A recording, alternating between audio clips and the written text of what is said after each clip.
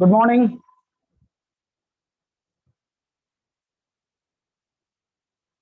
Good morning, good morning. चलो,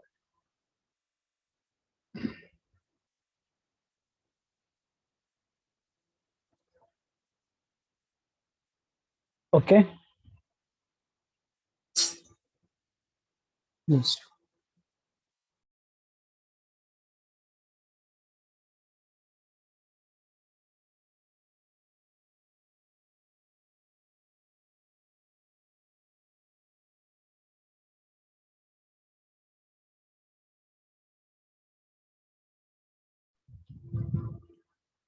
चलो।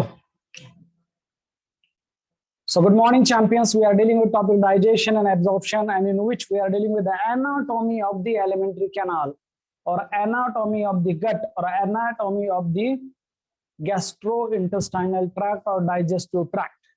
मैंने चार शब्द बोले हैं। That is, one is दोस्तों alimentary canal, elementary canal, okay, elementary canal, इसी को कहते हैं दोस्तों that is gastro intestinal tract, gastro intestinal tract, GIT, gastro intestinal tract, GIT, इसी को बोलते हैं डाइजेस्टिव ट्रैक्ट, इसी को बोलते हैं डाइजेस्टिव ट्रैक्ट, और इसी को बोलते हैं दोस्तों gut, that is GUT, gut. Alimentary canal, gastrointestinal tract, digestive tract and gut, सभी का मतलब एक ही दोस्तों। A tube which is extend from mouth to the anus, a tube which is extend from mouth to anus। कोई screenshot लेता है क्या? ले सकता है क्या? कोई स्क्रीनशॉट ले सकता है? कोई है वॉलंटियर? कौन लेगा? ओके, वेदांश। ओके, चलो, कोई बात नहीं। नाउ तो ये तीनों का मतलब एक ही दोस्तों। हमने अब तक बात की है माउथ के बारे में, फिर ओरल कैविटी, फिर फायरिंग्स, फिर ईसोफेगस, फिर स्टमक, फिर स्मॉल इंटेस्टाइन और लार्ज इंटेस्टाइन। इन सभी के बारे में हमने बात की है दोस्तों, इन सभी के बारे में हमने बात की है और इसकी एनाटॉमी भी देखी है, इसकी एनाटॉमी भी देखी है। याद रखो कॉन्सेप्ट क्या है।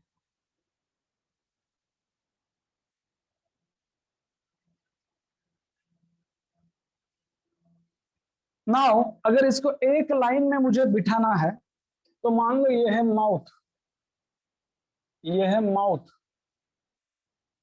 This is N mouth. ये अगर माउथ है दोस्तों तो ये क्या हो जाएगा? मान लो ये माउथ है तो ये हो जाएगा फारिंग्स। ये क्या हो जाएगा? फारिंग्स। सॉरी, माउथ के बाद आएगा दोस्तों, mouth means a slit, just बेटा, mouth is a slit like opening. फिर इसके बाद आ जाएगा दोस्तों दैट इज माउथ के बाद oral cavity. Now please pay attention, oral cavity, mouth के बाद क्या है? Oral cavity. फिर उसके बाद क्या स्ट्रक्चर आएगा? उसके बाद स्ट्रक्चर आएगा दोस्तों दैट इज फारिंग्स। क्या स्ट्रक्चर आएगा? फारिंग्स। ये है फारिंग्स, मान लो ये है फारिंग्स। फिर इसके बाद स्ट्रक्चर आएगा दोस्तों जिसका नाम है ईसोफेगस, जिसका नाम क्या है? ईसोफेगस। मान लो ये है ईसोफेगस, ईसोफेगस, ईसोफेगस। इस ईसोफेगस के बाद दोस्तों आएगा स्टमक। इसके बाद एक स्ट्रक्चर आता है जिसका नाम है stomach. This is called as hypothetical diagram. इसका नाम क्या है? स्टमक। और ये ईसोफेगस और स्टमक के बीच में दोस्तों एक स्फिंक्टर होता है जो हमेशा क्लोज रहता है और जब सॉलोइंग है तभी ओपन होगा। इसका नाम है दोस्तों that is gastro mean stomach और oesophageal sphincter, gastro oesophageal sphincter, gastro oesophageal sphincter, gastro oesophageal sphincter. ये लाइन, ये डायग्राम आपके वॉल ऑफ बायोलॉजी के ऊपर लगा लो। स्टमक के बाद आता है दोस्तों, स्टमक के बाद है दैट इज स्मॉल इंटेस्टाइन। उसके बाद दोस्तों स्मॉल इंटेस्टाइन, और स्मॉल इंटेस्टाइन के 3 important part, duodenum, जजुनम and ileum. 3 important part है, दैट इज अ डिओडेनम, ये मिडल वाला जजुनम और इलियम। इलियम सबसे लॉन्ग है, ये भी याद रखो, इलियम सबसे लॉन्ग है। तो ये है दोस्तों that is a duodenum, part of small intestine, duodenum, middle वाला जजुनम, जजुनम, इसके फंक्शन में अलग से बात करूंगा। और ये जो टर्मिनल है दोस्तों इसे कहते हैं इलियम, और कौन सा ई वाला इलियम है, इलियम। ये स्मॉल इंटेस्टाइन है। What is this? मैं उसे कहता हूं S I, means small intestine. S I means small intestine. Now तो दोस्तों ये हो गया स्मॉल इंटेस्टाइन। इसके बाद आएगा लार्ज इंटेस्टाइन, जिसका डायमीटर थोड़ा सा बड़ा है, लार्ज इंटेस्टाइन। ये है लार्ज इंटेस्टाइन। इस लार्ज इंटेस्टाइन में भी 4 पार्ट है दोस्तों। ओके, दैट इज फर्स्ट, पहले तो यहां पे आता है दैट इज ये जो है लार्ज इंटेस्टाइन में ये जो पार्ट है, a blind sac like structure, इसका नाम है दोस्तों दैट इज अ सीकम। इसका नाम क्या है? सीकम। ये है सीकम। और फिर ये है कोलॉन, जो मैंने निकाला है, दैट इज कोलॉन, कोलॉन। और फिर दोस्तों ये है कोलॉन, नीचे आएगा ऐसा रेक्टम, और फिर दोस्तों ये जो ओपनिंग है दैट इज एनस। तो ये है लार्ज इंटेस्टाइन। क्या है? This is an large intestine, यहां से यहां तक, यह है लार्ज इंटेस्टाइन। यह है स्मॉल इंटेस्टाइन, यहां से यहां तक, small intestine. Now large intestine में क्या पार्ट है दोस्तों? That is a caecum. This part is caecum. फिर उसमें 4 पार्ट होते हैं, दैट इज 4 कोलॉन है, ascending colon, transverse colon, descending colon और सिग्मॉइड कोलॉन। याद रखो, कोलॉन है, और कोलॉन के 4 part, ascending colon, ascending colon, transverse colon, transverse colon,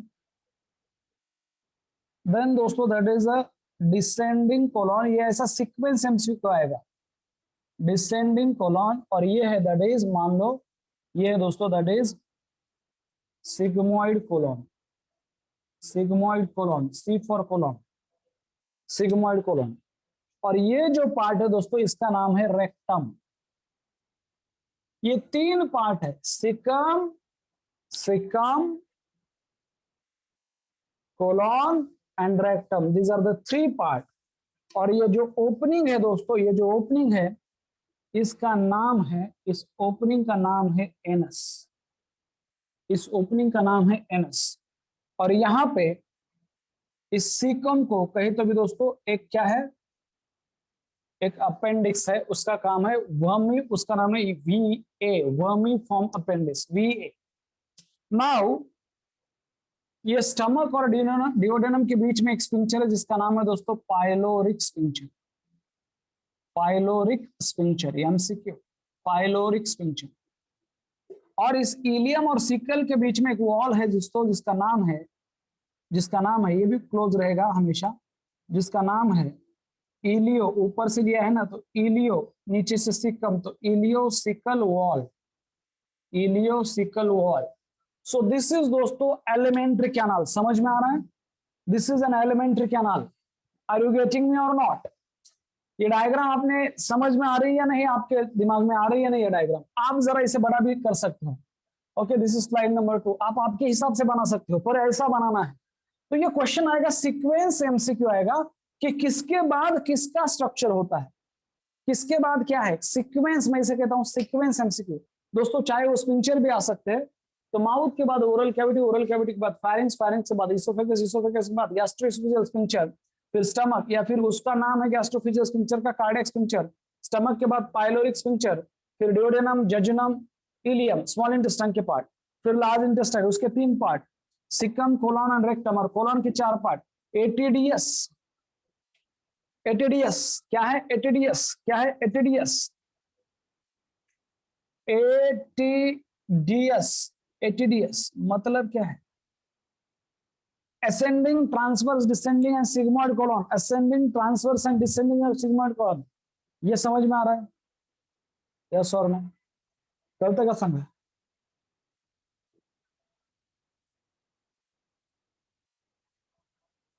function सबके अलग है, फंक्शन की बात करेंगे, हर एक का फंक्शन अलग है दोस्तों, हर एक का फंक्शन अलग है। स्क्रीनशॉट घेतला का? ओके, तो ये है दोस्तों, this is an ascending colon, transverse colon, descending colon, sigmoid colon, rectum and anus. Okay done, ये हो गया। अभी आगे चलते हैं, और मैंने हम कल बात कर रहे थे दोस्तों कॉन्सेप्ट ऑफ लार्ज इंटेस्टाइन की।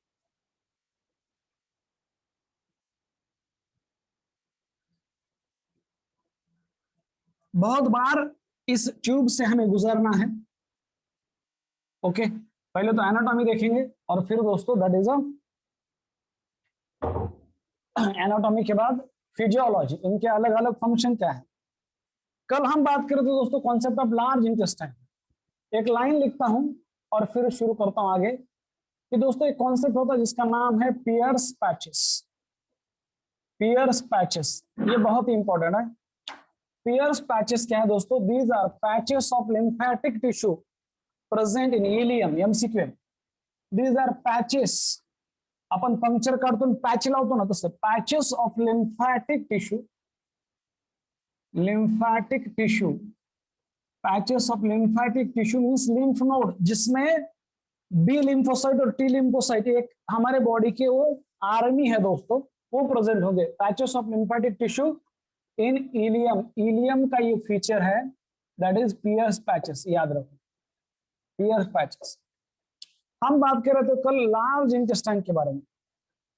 लार्ज इंटेस्टाइन, किसी ने मुझे कल पूछा था कि सर इसकी लेंथ क्या है? लार्ज इंटेस्टाइन की लेंथ होती है 1.5 मीटर। कितनी लेंथ है? 1.5 मीटर। और स्मॉल इंटेस्टाइन की 6 मीटर।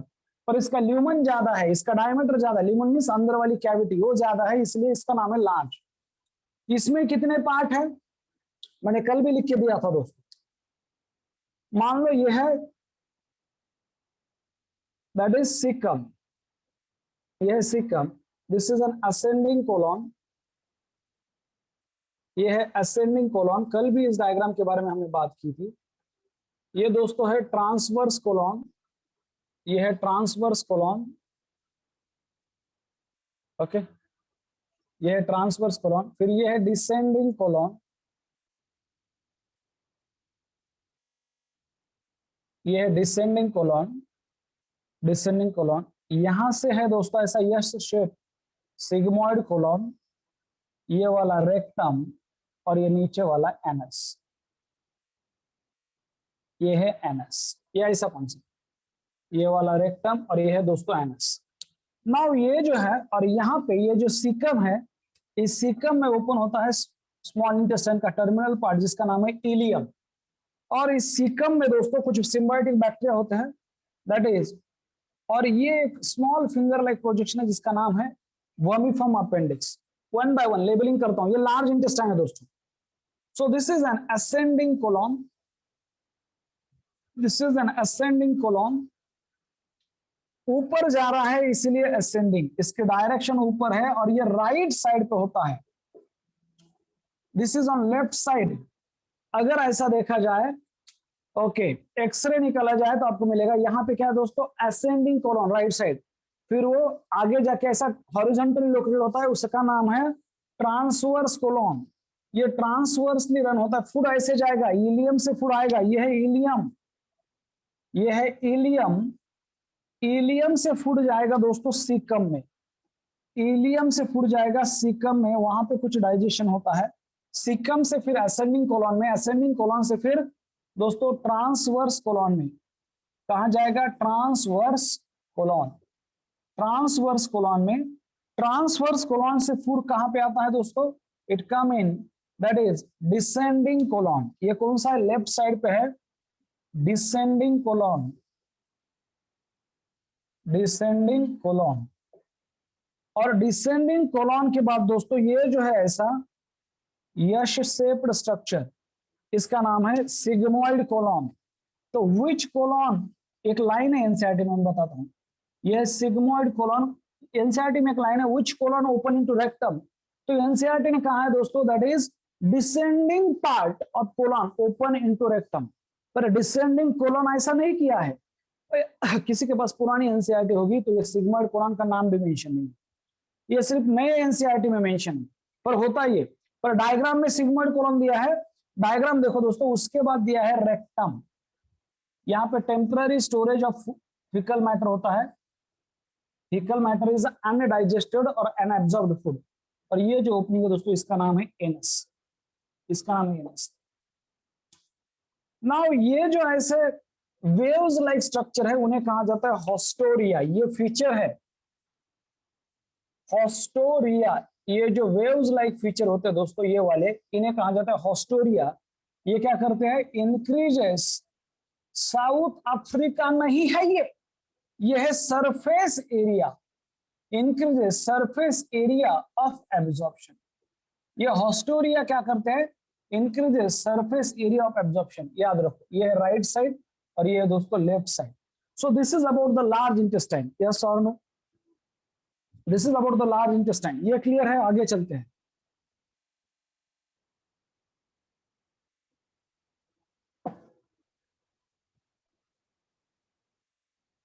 ये क्लियर है दोस्तों?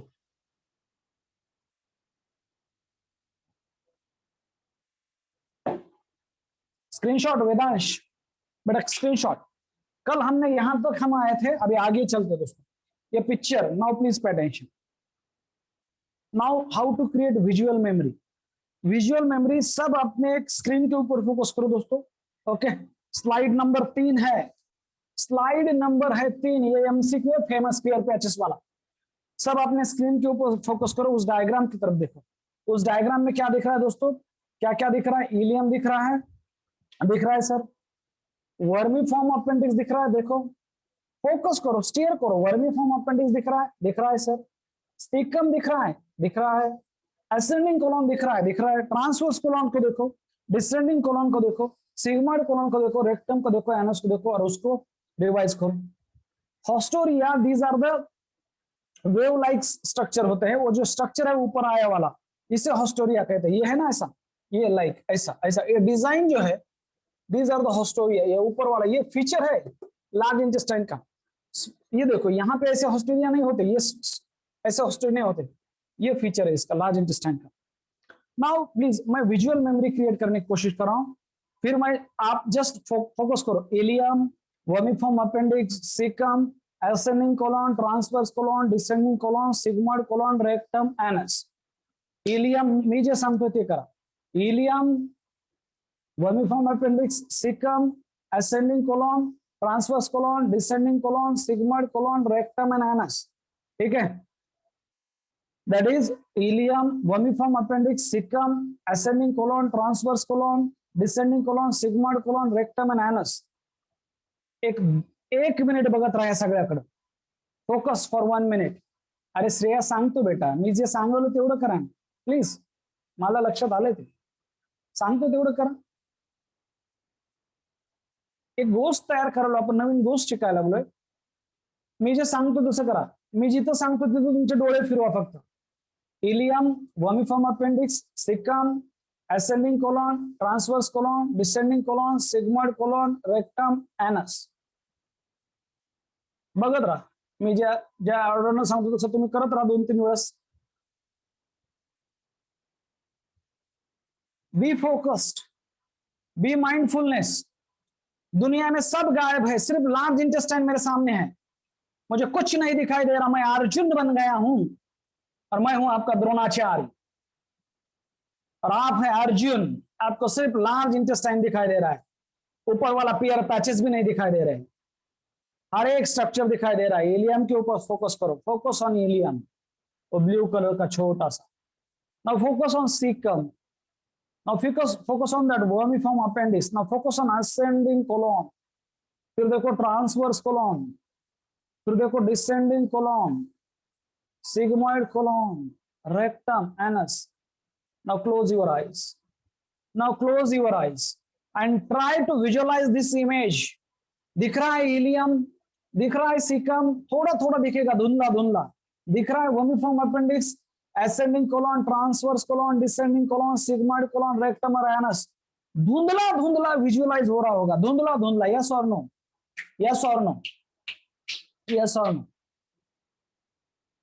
कुछ तो भी विजुअलाइज हो रहा है या नहीं?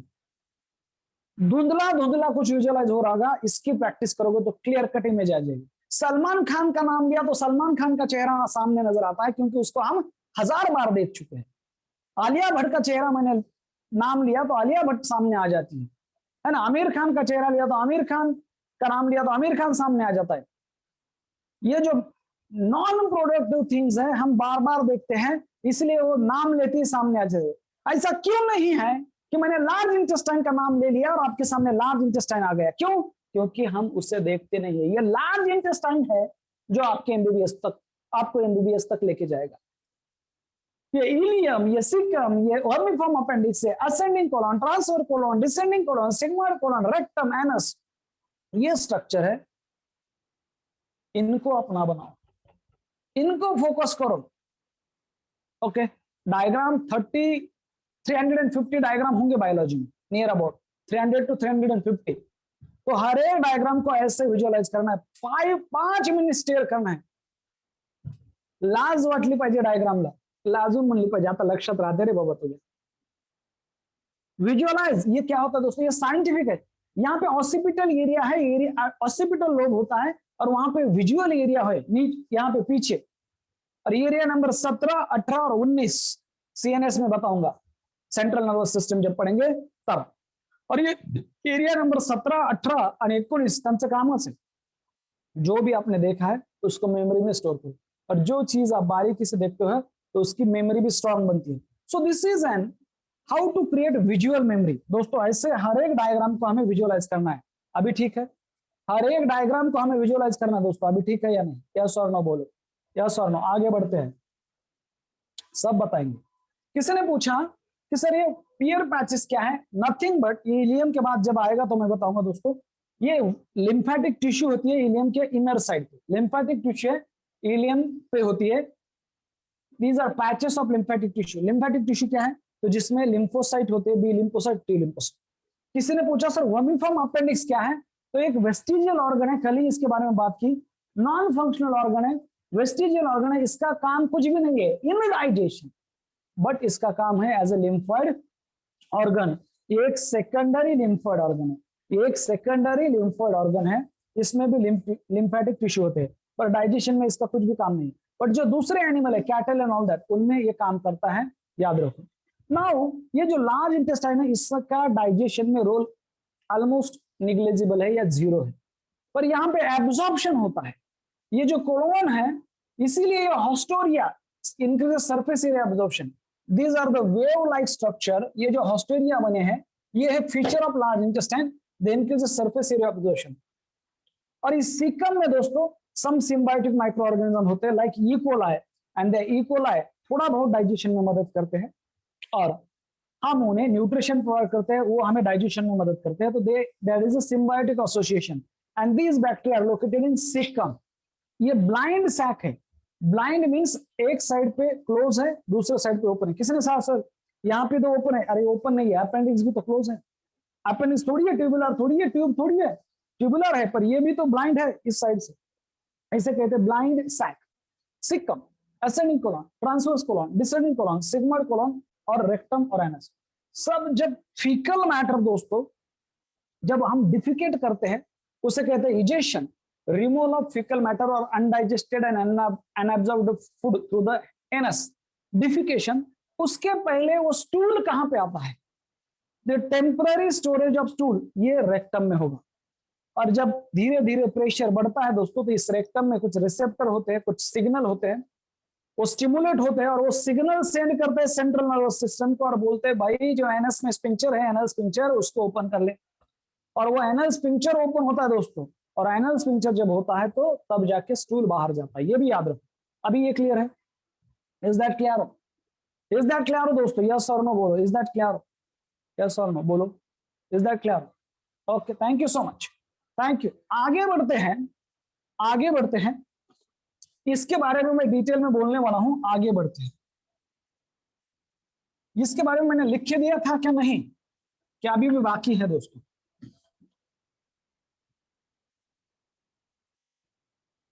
लार्ज इंटेस्टाइन मला वाटतं लिहून द्यायचं बाकी ना?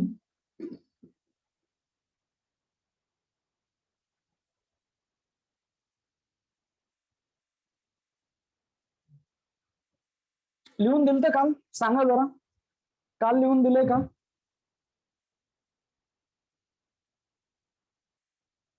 सिकम झालंय फक्त, सिकम झालंय का? चला, काय प्रॉब्लम? लार्ज इंटेस्टाइन, फिर से एक बार, लार्ज इंटेस्टाइन। लार्ज क्यों है? क्योंकि ल्यूमन लार्ज है, लेंथ नहीं है लार्ज, लेंथ लंबी होती है। ओके, लार्ज इंटेस्टाइन दोस्तों, it consist of, it consists of three parts, three parts, that is number one cecum, number two दोस्तों colon, और number three that is a rectum, rectum। Caecum जो है दोस्तों, colon में फिर चार part, ascending colon, transverse colon. Ascending colon कहां पे? On right side. Transverse colon lies horizontally, ये लिखा है मैंने। Descending colon on left side, left side पे दो पार्ट है कोलॉन के। और सिग्मोइड कोलॉन, ये यस शेप्ड है इसलिए सिग्मोइड, ये यस शेप्ड है इसलिए सिग्मोइड। और फिर है दोस्तों that is third one is the rectum, third one is the rectum. This is slide number मान लो 4। ये तीन पार्ट है। ओके, तीन पार्ट है दोस्तों। नो क्या होता है? What is mean by haustoria? Haustoria क्या फीचर दोस्तों? Haustoria, these are the fold or waves like fold, these are waves like fold, like folds present on large intestine, large intestine, intestine, large intestine। ये दोस्तों haustoria, haustoria it is characteristic feature of large intestine, सिर्फ और सिर्फ large intestine में ही पाया जाता है। Characteristics feature of LA, large intestine. हमारे sorry LI, I am not LA, that is LA means Los Angeles, that is large intestine. It is the characteristic feature of large intestine. और दोस्तों it increases surface area of absorption, increases surface area of absorption, surface area of absorption, that is a haustoria, haustoria। ठीक है, screenshot, screenshot. Okay, घेतला का? Okay चलो, ले लिया दोस्तों। नाउ तो बात करेंगे सीकम के बारे में। मैंने बात की थी कल, सीकम हुआ था, फिर भी एक बार लिखता हूं, आगे बढ़ते हैं। सीकम हुआ है, सीकम, फिर भी एक बार शॉर्ट में लिखता हूं, सीकम क्या है? This is the first part of large intestine.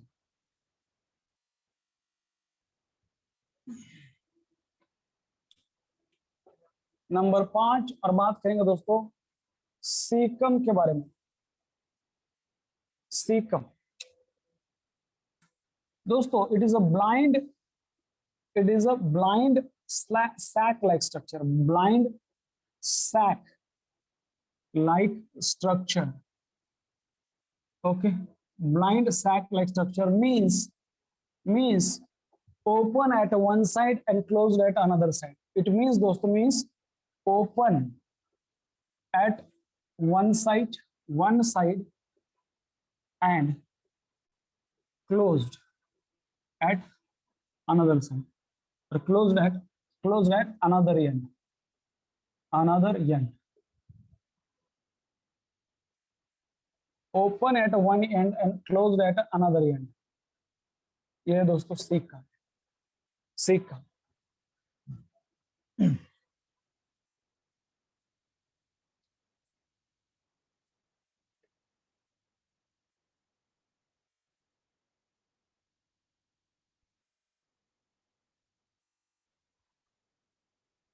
ये है सिक्कम।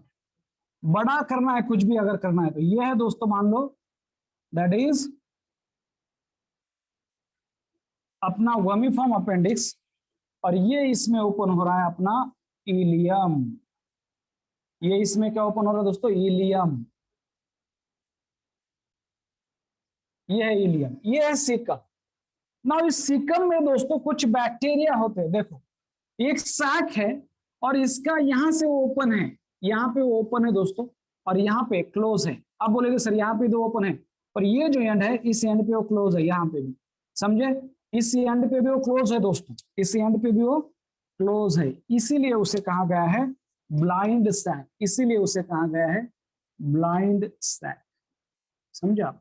यह है सीकम दोस्तों, this is caecum.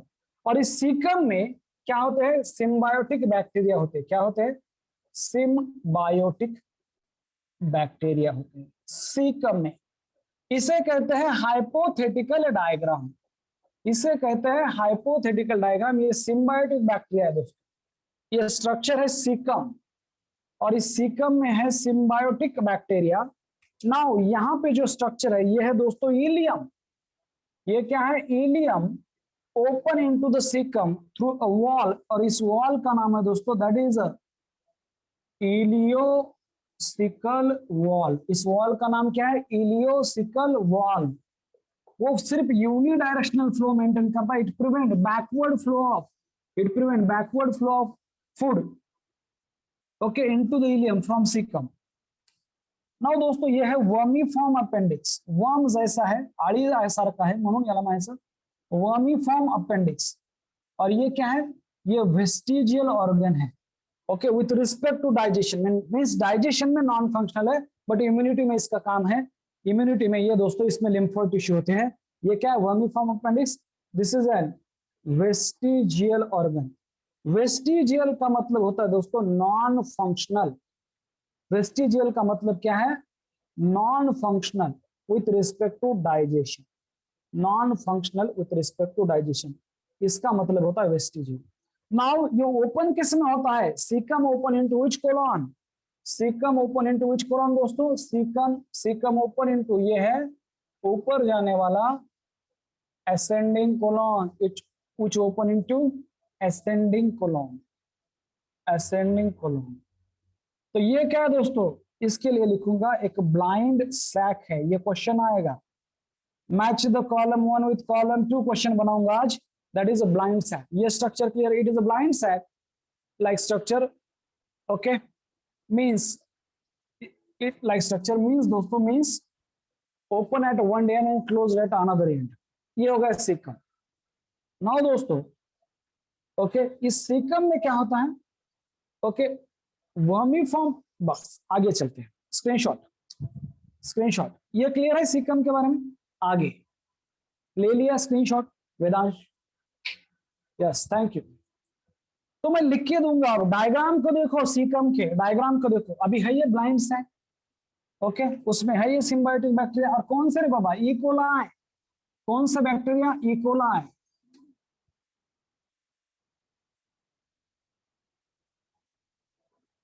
E coli. Which vitamin is synthesized in digestive tract? Answer is vitamin के, और ये सीकम में बनता है दोस्तों। नंबर 1 सीकम में जो है it has symbiotically associated bacteria। symbiotically associated, symbiotic association means जहां पे दो ऑर्गेनिज्म है एसोसिएशन में, और दोनों एक दूसरे को हेल्प कर रहे हैं। जैसे कि एक ऑर्गेनिज्म है हम ह्यूमन बीइंग, और दूसरा है bacteria. So it is okay, it contain दोस्तों, ये जो सीकम है that cecum it contain symbiotically associated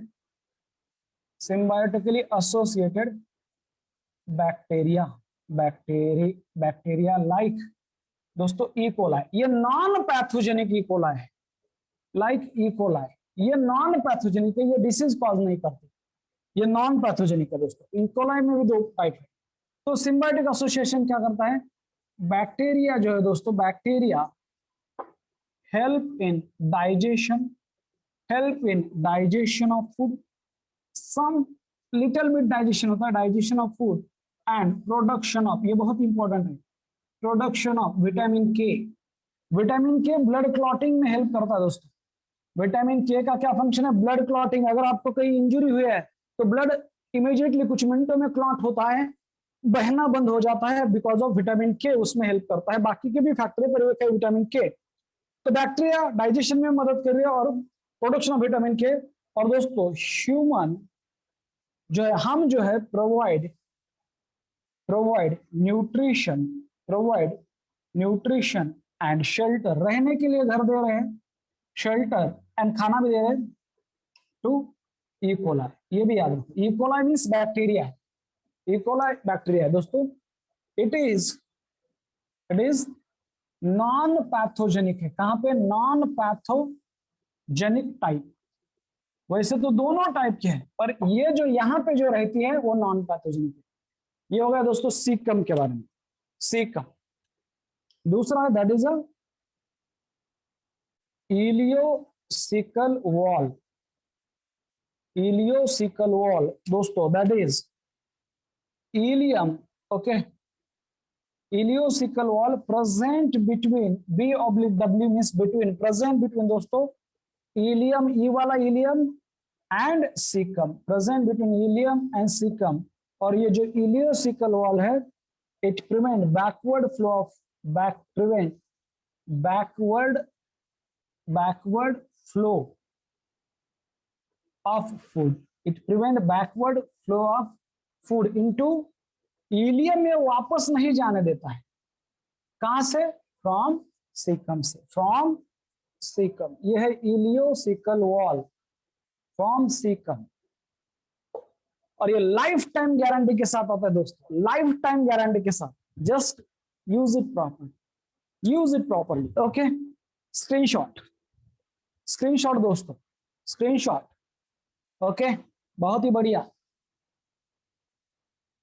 congratulation दोस्तों, आज 200 लोग हैं मीटिंग में, 201, and thank you for this tremendous response, and I feel very responsible.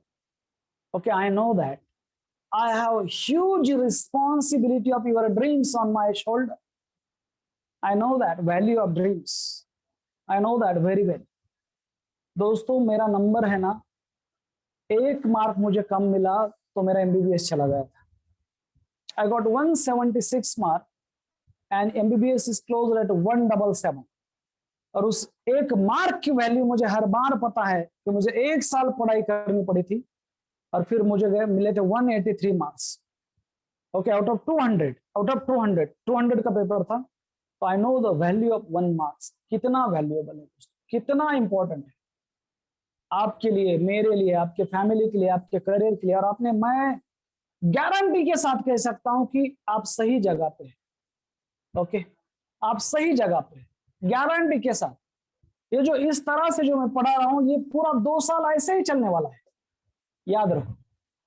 हाँ, मॉडिफिकेशन जरूर होंगे, टेक्नोलॉजी जरूर चेंज हो जाएगी, just wait for it, just wait for that चमत्कार, जस्ट वेट।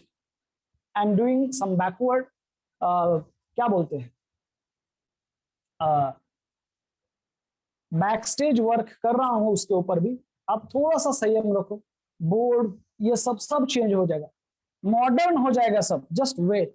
और वो भी सबसे बेहतरीन, सबसे बेहतरीन। तो दोस्तों thank you for this ट्रेमेंडस response, ऐसा ही रिस्पॉन्स करते रहो, आपके दोस्त को बोलो, ओके, ये जो क्लासेस है उसे अटेंड करने में। और हम एंजॉय करते हैं human physiology, MBBS first year का भी सब्जेक्ट है, और यहाँ पे भी 11 साइंस में एक यूनिट है, उसका पहला टॉपिक है digestion and absorption. Caecum ileocaecal wall हो गया दोस्तों, स्क्रीनशॉट वेदांश, स्क्रीनशॉट, स्क्रीनशॉट बच्चों हो गया। आगे चलते हैं, आगे चलते हैं। ओके, नाउ ये हो गया सीकम। नाउ वर्मीफॉर्म अपेंडिक्स के बारे में बात करेंगे और फिर जाएंगे कोलॉन। कोलॉन के बारे में ज्यादा डिस्कस नहीं करेंगे क्योंकि उसका इतना डिस्कशन के लिए जो है मेंशन नहीं किया है दोस्तों कुछ भी। हर एक लाइन इंपॉर्टेंट है एनसीईआरटी की। लाइन पढ़ने के बाद आगे वाली लाइन नहीं पढ़ना है दोस्तों। मुझे किसी ने फोन किया था कि सर एनसीईआरटी पढ़ना कैसे है। एनसीईआरटी पढ़ना है और सोचना है। एक लाइन पढ़ ली तो सोच लो क्या कह रहा है। दूसरी लाइन पढ़ने से पहले सोचो, फिजिक्स के बारे में भी सोचो दोस्तों। बात करेंगे दैट इज कोलॉन। कोलॉन जो है दोस्तों, colon it has 4 part, it has 4 part that is ascending, लिखता हूं बहुत बार हो गया ये, ascending that is transverse, transverse, descending, descending and sigmoid, and sigmoid. तो ये 4 पार्ट है, असेंडिंग, ट्रांसफर, डिसेंडिंग और सिग्मोइड। ओके, यहाँ पे एब्जॉर्प्शन ऑफ फूड होता है, उसको हम डिटेल में नहीं देखेंगे क्योंकि वो अलग है। ओके, ये याद रखो असेंडिंग कोलॉन राइट साइड पे है, ट्रांसवर्स कोलॉन हॉरिजॉन्टली लोकेटेड होता है, हॉरिजॉन्टली लोकेटेड है, और डिसेंडिंग कोलॉन और दोस्तों सिग्मोइड कोलॉन ये लेफ्ट साइड पे है। दोनों भी, ये दोनों कैसे हैं, they are located on the left side of abdominal cavity. और ये याद रखते हैं दोस्तों that is sigmoid colon, sigmoid colon जो कि यस शेप होता है। सिग्मोइड मींस यस शेप्ड है, open into the rectum, open into the rectum. Rectum में कौन सा कोलॉन ओपन होता है दोस्तों, तो आंसर है sigmoid colon. Thank you so much. Now बात करेंगे रेक्टम के बारे में। रेक्टल प्रोलैप्स होता है बहुत सारे बच्चों में, ये रेक्टम बाहर आ जाता है ड्यूरिंग डिफिकेशन, उसकी भी एक ट्रीटमेंट होती है। रेक्टम दोस्तों it is last part of large intestine, last part of large intestine, terminal part, last part of large intestine, ये है रेक्टम, लार्ज इंटेस्टाइन। और it is the site of temporary storage of faecal matter, it is site of temporary, just before the defecation, temporary storage of fecal matter, temporary storage of fecal matter। दोस्तों ये है rectum, और फिर होता है anus, anus it is an opening, it is an opening present at the posterior end of alimentary canal। ये एक opening है दोस्तों that is present at the posterior end of alimentary canal। ये जो ओपनिंग है anus, it is an opening present at the posterior and, posterior end of alimentary canal, alimentary canal। Now please pay attention. MBBS में जाओगे तो एक exam होता है पर रेक्टल एग्जामिनेशन, उसे कहते हैं पीआर एग्जामिनेशन। ये आपके सिलेबस का पार्ट नहीं है, फिर भी बता रहा हूं। पर रेक्टल एग्जामिनेशन होता है दोस्तों सर्जरी में। सर्जरी नाम का एक सब्जेक्ट है एमबीबीएस फाइनल ईयर में, उसे कहते हैं मेजर। पर रेक्टल एग्जामिनेशन में क्या होता है कि ये किसी का भी नहीं करते दोस्तों। जो पेशंट ओल्ड एज होते ना, तो मला सांगतो एक स्टोरी। एक बाबा होते आणि त्या बाबाला दुसऱ्याच कुठल्या तरी कारणासाठी ऍडमिट झाले होते। डायग्नोसिस वेगळं होतं, त्यासाठी ऍडमिट होते। आणि रोज राऊंडला जायचं तर बाबा सांगायचे की डॉक्टर साहेब मला टॉयलेटला खूप त्रास होतो, होतच नाही, 2 दिवस झालंच नाही। मी म्हणायचो ठीक आहे, मग मी त्याला डल्कोलॅक नावाचं एक औषध असतं ते दिलं लिहून, ड्युफोलॅक म्हणतात त्याला, वेगवेगळे नाव आहेत, लॅक्टुलोज असतं। दुसऱ्या दिवशी गेलो, बाबा रात्री झोपताना घ्या म्हणलं, बरं वाटतं का आता? बाबा म्हणले नाही हो डॉक्टर साहेब, काहीच फरक पडत नाही। हा लक्षात, अरे मग मी माझ्या सिनियरला सांगितलं, जे रेसिडेंट असतात, मी इंटर्न होतो, म्हणलं सर या बाबाचं हे एक कंप्लेंट आहे, राऊंडला सर आल्याच्या नंतर सांगायचं असतं. लक्षात ठेवा, इंटर्नशिप मध्ये सर्वात जास्त क्लोज आपण आणि पेशंट असतो ज्यावेळेस आपली इंटर्नशिप असते, कारण की आपण त्या वॉर्डमध्येच असतो दिवसभर किंवा रेसिडेन्सशिप मध्ये. मेजर डॉक्टर सकाळी आणि संध्याकाळी राऊंड येतात, आपण तिथेच असतो, ते आपल्याला प्रत्येक गोष्ट सांगतात आणि म्हणून ते नोट डाऊन करायचे असतात. मी सकाळच्या राऊंडला सांगितलं की सर यांना बरेच दिवस झालं कॉन्स्टिपेशनचा प्रॉब्लेम आहे. मग सर म्हणले तू काय केलंस? म्हणलं सर मी त्यांना त्या हे दिलंय म्हणलं, एक सस्पेन्शन असतं, ड्युफोलॅक लिहून दिले, म्हटलं रोज रात्री एक टोपन घ्यायचं सांगितलं. मला सर म्हणले सर तुला नाही वाटलं की पररेक्टल एक्झामिनेशन करायला पाहिजे या पेशंट? म्हणलं सर वाटलं पण कधी केली नाही मी याच्या अगोदर, माझी पहिलीच पोस्टिंग आहे. चल राऊंड झाल्याच्या नंतर घ्या त्या बाबाला क्लिनिक रूम मध्ये. बाबाला राऊंड झाला, क्लिनिक रूम मध्ये घेतलं. पररेक्टल एक्झामिनेशन काय असतं, ग्लोव्ह घालायचे आणि ह्या कॉन्स्टिपेशनचा पेशंट जे आहे एनस मधनं ओके इंडेक्स फिंगर टाकून चेक करायचं असतं कि रेक्टम इज ओके और नॉट. तो दोस्तों उसके जब सर ने दिखाया हमें पर रेक्टल, उसको लुब्रिकेंट वगैरह यूज किया जाता है प्रॉपरली, पेशेंट को इतना कुछ भी दर्द नहीं होता है और वो इजी भी होता है. तो जो स्टूल था वो स्टोनी हार्ड बन गया था, स्टोनी हार्ड, दगड़ा सर के कड़क झाले. तो सर ने फिर सिखाया कि ये जो ओल्ड एज वाले होते हैं ना, इनमें ना इंटेस्टाइन की जो मोटिलिटी होती है वो कम होती है. जैसे जैसे जैसे एज बढ़ेगा कि इंटेस्टाइन की मोटिलिटी धीरे धीरे धीरे धीरे कम होती है और नियरली 70% पीपल में आफ्टर 75 ईयर्स और ये कॉन्स्टिपेशन आता है विदाउट एनी कॉज. ऊपर वाला कोई भी कॉज नहीं, जो कॉज होते हैं कॉन्स्टिपेशन के, ये नेचुरली आता है और ये लोग बताते भी नहीं है. ठीक है, इतना जल्दी बताते नहीं, इन्हें लगता है कि ये नॉर्मल ही है ऐसा ऐसा, और ये बहुत उनपे पेनफुल कंडीशन है. तो फिर सर ने बोला तो क्या करना पड़ेगा, तो उनको फिर सर ने कुछ मेडिसिन वगैरह लिख के दिए उसको फिर मोटिलिटी बढ़ाने के लिए. और फिर बाबा, फिर सुबह जब मैं दूसरे मॉर्निंग गया, नेक्स्ट मॉर्निंग, तो बाबा के चेहरे के ऊपर स्माइल थी. मैं बाबा आज हो गया क्या बाबा? हाँ सर डॉक्टर साहब थैंक यू. सो ये आपका एक डिसीजन किसी का पेन रिलीव कर सकता है दोस्तों, दैट इज मेडिकल साइंस. आपका एक डिसीजन अगर मैंने इग्नोर मार दिया होता, चलो आप आए किस लिए हो सर, बाबा आपका कोई दूसरा ऑपरेशन है और ये आप मुझे कॉन्स्टिपेशन का क्या बता रहे हैं, आप आपके जो दूसरा प्रॉब्लम है उसके ऊपर फोकस करो ना. पर ऐसा नहीं है. पेशेंट जो be a good listener, when you want to be a good doctor be a good listener. Patient जो बोल रहा है उसकी तरफ ध्यान दो दोस्तों, ये आगे वाली बातें हैं मैं बोल रहा हूं. और अगर आपको भी अच्छा इंसान बनना है तो बी अ गुड लिसनर. तो पता चलता है कि वो क्या बोल रहा है. और बहुत सारी चीजें हैं पेशेंट बोलते नहीं. इंडिया में तो सब लास्ट स्टेज में आते हैं, इसलिए तो कोविड का इतना प्रॉब्लम हुआ है. जब तक डिफिकल्टी ऑफ ब्रीदिंग नहीं होगा तब तक पेशेंट घर से बाहर नहीं निकल रहा है, क्या करेंगे? गलत बात है. फीवर जब आज फीवर आया तो आज जाके हॉस्पिटल में जाना चाहिए, that is the actually protocol. पर जहां एडमिशन का टाइम है, ब्रेथलेसनेस मीन एडमिशन का टाइम हो, एडमिट करना पड़ेगा, तब जा रहे, इसलिए प्रॉब्लम आ रहा है, सकम हो रहा है, जाने. सो this is colon sigmoid, colon rectum और एनस. Is that clear? ये है स्लाइड नंबर 5 और दिस इज अबाउट दोस्तों large intestine. This is about the large intestine. Yes और नो? आगे बढ़ते हैं, टाइम हुआ है. एक स्टोरी सुनाता हूं, आगे बढ़ते हैं दोस्तों. एक स्टोरी सुनाता हूं, ओके सुनो.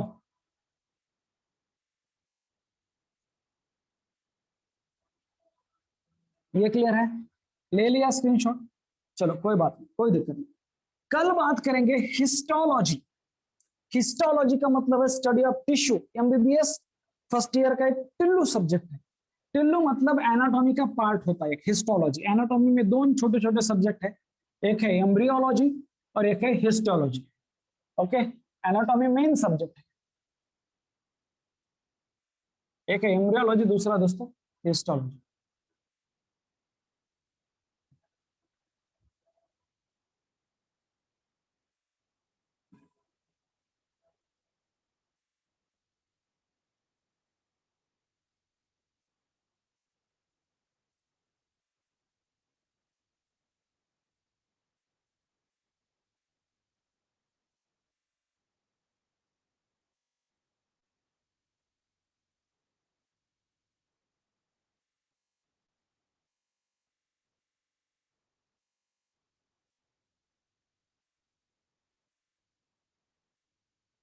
ये पहले भी बोला होगा शायद मैंने, पर इंपॉर्टेंट है, respond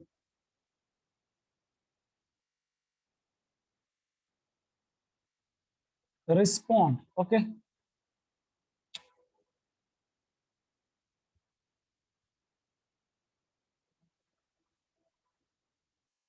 B responsive, be responsive not reactive, be responsive and not reactive, be responsive and not reactive। no please petition, इसका मतलब क्या है? be responsive काय आहे, तुम्ही ज्यावेळेस प्रिपेअर करत असताय नेट साठी, तुम्ही एक वेगळ्या टेन्शन मध्ये असताय, फॅमिली मधले मेंबर वेगळ्या टेन्शन मध्ये, कधी कधी काय होतं, सगळे घरी आहात तुम्ही लोक, लक्षात ठेवा, आई वडील तुम्ही सगळेच, आणि कधी कधी अभ्यासावरनं याच्यावरनं काय होतं की चिडचिड व्हायला लागते, लक्षात, मार्क कमी आले की घरचे आपल्याला विचारतात हे असं कसं काय झालं, हे आता सध्या विचारणार नाहीत पण नंतर होईल, तर मुलांना मग आपण काय करतो, लगेच चिडतो त्यांच्यावर, आणि चिडतो, ते आपल्याला काहीतरी बोलतात, आपण त्यांना काहीतरी बोलतो, आणि मग हळूहळू काय होतं की आपला वेळ वाया जातो। सर्वात महत्वाचं नुकसान याच्यामध्ये की आपला वेळ वाया जातो, आणि आपण ते 2-3 तास जातात त्याच्यातच,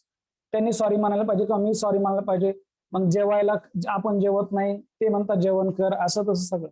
हे कशामुळे होतं की people okay fail to differentiate between response and reaction, people fail to differentiate between response and reactions। Now what is meant by reactions? Reaction is any immediate emotional burst होगा, immediate, किसी ने कुछ बोल दिया कि उसको वापस फटक से, immediately, without any thinking, without using your cognitive power, without using your brain, without doing analysis of anything, just आपने react कर दिया किसी को भी, that is called as a reaction or react। किसी भी कंडीशन के ऊपर रिएक्ट होना, मान लो कि आपको मार्क्स कम आए हैं और घर वाले ने बोला ऐसा क्यों, तो आप रिएक्ट हुए, आपको पता है क्या मैं क्या करता हूँ या क्या होती हूँ, ओके, कभी भी जाके आके पूछते कि इतने मार्क कम क्यों आए, इतने मार्क कम क्यों आए, मार्क इतने कम क्यों आए, एंड ऑल दैट, ठीक है, मैं तो पढ़ती हूँ दिन भर, मैं तो पढ़ता रहता हूँ दिन भर, ठीक है, आपको सिर्फ मुझे मेरे मार्क्स चाहिए, मेरे बारे में आप कुछ नहीं सोचते, that is a reaction, immediate और सडन इमोशनल बर्स्ट। दोस्तों ये नहीं करना है, या कोई भी पेपर है, एग्जाम है, तो हमने पढ़ाई तो की पर डर लग रहा है, ओके ओके, फियर है दोस्तों फेलियर की, तो हम रिएक्ट ऐसे होते हैं कि हम एग्जाम ही नहीं देते, स्किप मारते हैं, दैट इज रिएक्शन। और व्हाट इज रिस्पॉन्स? रिस्पॉन्स कोई भी सिचुएशन हो दुनिया में, कोई भी आपके आजू बाजू में हार्ड सिचुएशन हो, कितनी भी टफ सिचुएशन हो, उसके बारे में यूजिंग योर ब्रेन, उसके बारे में थोड़ा सा सोचो, एनालिटिकल थिंकिंग करो, आपका कॉग्निटिव पावर जो है ब्रेन है उसे यूज करो, और क्या सही और क्या गलत है उसको परखो, और दोस्तों कुछ एक सिंपल वर्ड में रिस्पॉन्स करो उसे, या फिर एक्शन के द्वारा रिस्पॉन्स करो, ठीक है, मम्मी इस बार कम आए, मैं नेक्स्ट टाइम ट्राई करूंगा, सही है, और मम्मी थैंक यू, मम्मी बोली क्यों, that because you are caring for me, okay thank you papa, आप मुझे मार्क्स पूछते हैं तो मुझे बहुत अच्छा लगता है, मुझे भी रिस्पॉन्सिबल फील होता है। किसी टीचर ने बोला कि ऐसे मार्क क्यों कम क्यों आ रहे हैं, तो सर मैं तो पढ़ती हूँ, मैं तो पढ़ता हूँ, पर मुझे पता नहीं ऐसा क्यों हो रहा है, तो sir I will do the analysis और आपको मैं सही आंसर लेके आऊंगा, दैट इज अ रिस्पॉन्स। दोस्तों बहुत बार घर में टेंशन हो जाएगी, मम्मी पापा के साथ, आपके छोटे से भाई बहन है, बड़े हैं, उनके साथ झगड़ा हो जाएगा, तो पैचअप करना है within 15 minutes, patch up within 15 minutes.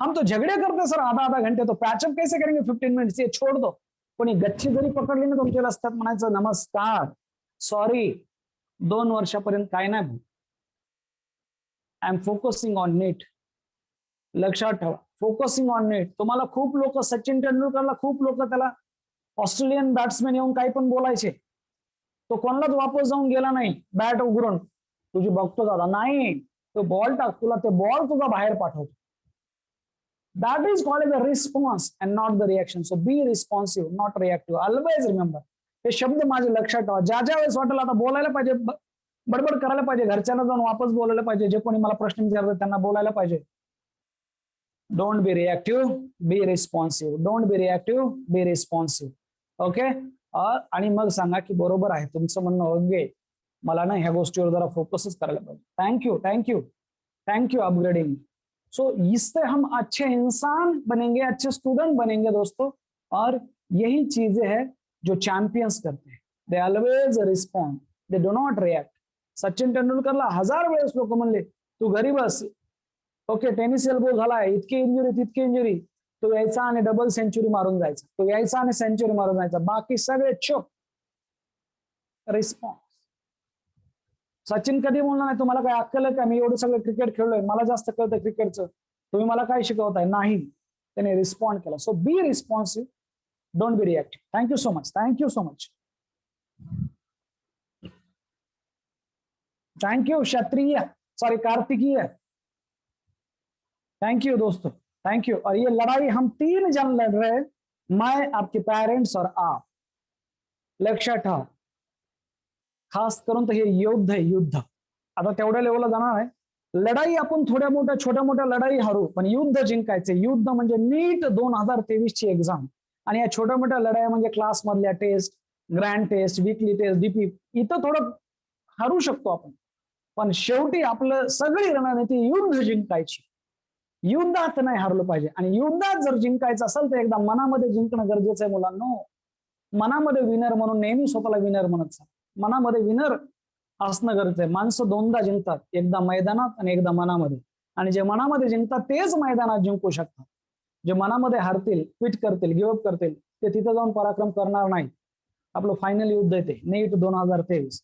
ह्या छोट्या मोठ्या लढाया आहेत तुमचं प्रिपरेशन करण्यासाठी. इथं मार्क कमी आले म्हणून कधीही डिप्रेस नका हो. गिव्ह मी अ कॉल, मला कॉल करा, माझ्याशी बोलत राहा, ठीक आहे, चर्चा करा. भरपूर सारे मुलं कॉल करतात मला, त्याबद्दल खरंच धन्यवाद. तुम्ही पण कॉल करा, माझा नंबर आहे ग्रुपवर, ठीक आहे. Thank you so much, thank you. भेटूया 1:15 वाजता. बाय, टेक केअर, पढ़ते रहो और आगे बढ़ते रहो दोस्तों. थँक्यू. ऑलवेज बी रिस्पॉन्स, लिहा तिथं, don't be reactive, be responsive, हे लिहायचं तिथं. हे जरा प्रॉपर हे नाही असं लिहायला पाहिजे त्याला. Don't be reactive, don't be reactive, be responsive. 3 वाक्य लिहा. Responsive, don't be reactive, be responsive. Don't be serious, serious नका हो कुठल्या गोष्टीला. Be sincere, be sincere. And don't be busy. या 3 वाक्य लिहा मोठ्या ह्याच्यात, मला पाठवा. Don't be busy, be productive. Thank you so much, thank you so much. Serious नका हो, सिरियस नाही व्हायचं, सिन्सियर राहा. सिरियसची गरज नाही. सिरियस हे काय असतं हे पण सांगाल उद्याच्याला वाटल्यास. What is serious and sincere, what is difference between serious and sincere, उद्याच्याला सांगा. What is difference between busy and productive, हे उद्याच्याला बोलूया किंवा एकच्या लेक्चरमध्ये. Thank you so much, bye.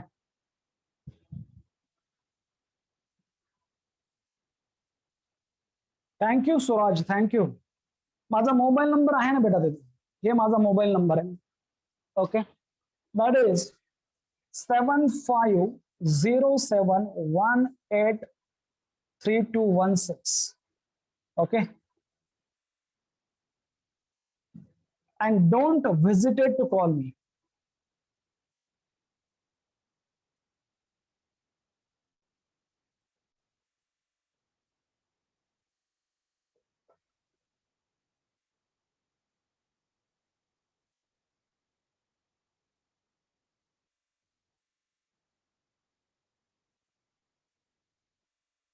Okay,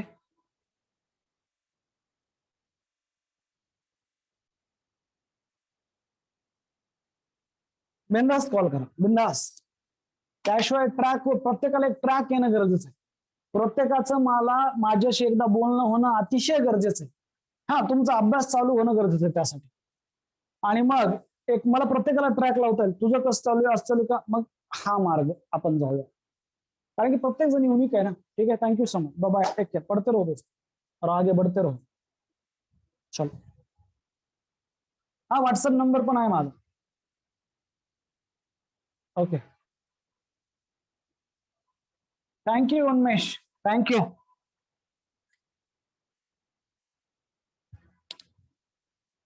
उदय हाय कर बेटा, चेक करतो WhatsApp.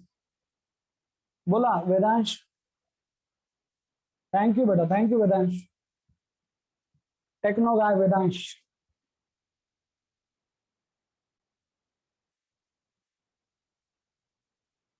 Thank you Shrikant, thank you Madhav बेटा, thank you so much, thank you Mrinmay. MCQ of the day पाठवत चला रे लेकरांनो, MCQ of the day. Thank you Shambhu, MCQ send केलाय। वा वैभवी, छान असतात तुझे एमसीक्यू बेटा, मला आवडतात ते। थँक्यू ऋतुजा, मृण्मयचे पण एमसीक्यू खूप छान असतात। I am actually fan of that MCQ Mrinmay. या शायद आपका नाम नीचे भेजो, चिन्मयी भेजती है शायद, दोनों भी भेजते हैं, तो प्लीज आपका नाम मेंशन करो, बहुत अच्छे होते हो।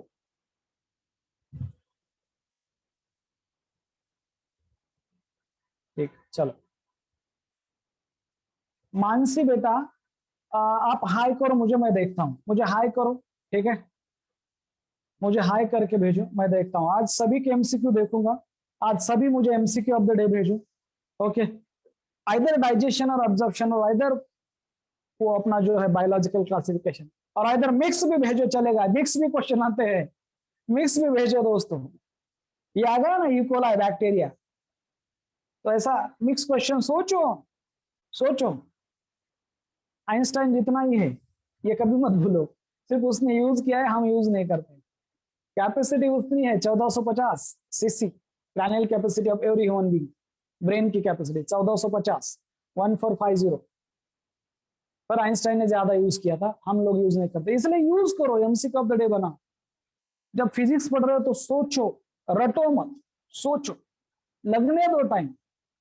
हमें मोदी जी से मीटिंग नहीं है हमारी, मोदी जी के साथ हमारे पास टाइम है, तो पढ़, फिजिक्स जब पढ़ोगे तो, जब फिजिक्स का किताब हाथ में लोगे तो पहले ब्रेन को बताना है कि सोचना है भाई, रटना नहीं है, सोचना है। ओके, मोड चेंज करना है, सोचने वाला मोड लगाओ जब फिजिक्स पढ़ रहे हो। टीचर क्या सोचता है उस तरह की से सोचो। थैंक यू सो मच दोस्तों, बाय, टेक केयर, पढ़ते रहो, बाय।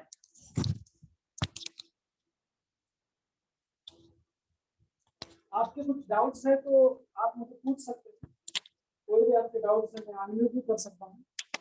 अगर किसी को बात करनी है, सर वो बैक्टीरिया कैसे आते हैं स्टमक में, आ जाते हैं बेटा, हम फूड वगैरह लेते हैं ना, वैसे ऊपर से आ जाते हैं, फूड में से।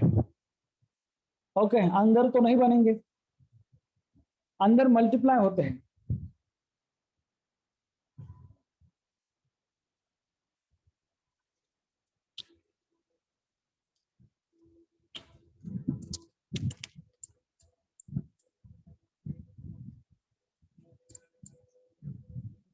इसका स्पेलिंग गलत हो गया था, आप ठीक है, आप ठीक, चलो विचार।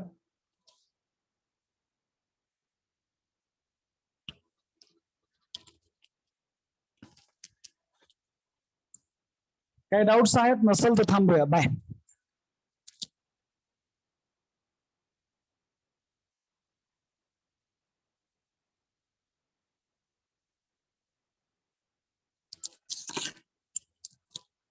फूड मधनं येतात, वॉटर मधनं येतात,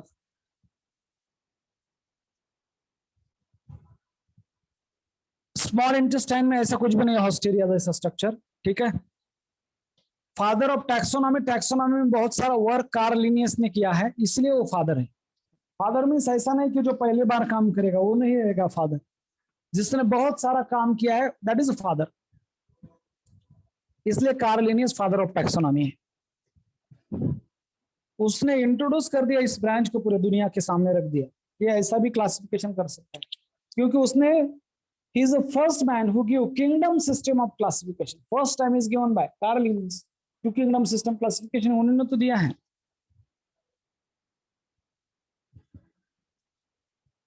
चलो रुकते हैं।